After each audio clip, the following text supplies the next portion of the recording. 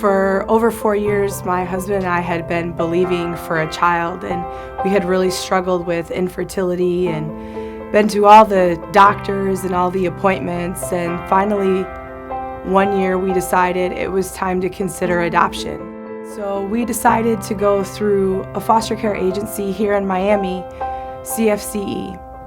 And it was not that long of a process, but they told us we would never get a baby, that it just wasn't reasonable without doing foster to adopt, but we didn't believe that's what God had asked us to do.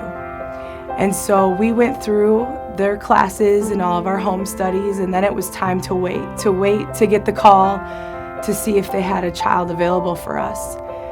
And I'll never forget, in September of 2010 at the Rendezvous Advance, we were having altar time, and on the evening of September 10th, God gave me a picture of what our family was going to look like, a picture of a little boy that looked like my husband and little girls that looked like us. And I held on to that promise and told a couple people, and we began praying about it and believing for it. And would you believe, not even 5 months later, we got a call from the foster agency. They had a 5.5-month-old little boy that needed to be adopted. And so we went and met with the foster mom, and we found out he was born on September 8th. And on September 10th, he had come home from the hospital to the foster mom. And she raised him up to the sky and said, "God, I know you have a plan for his life.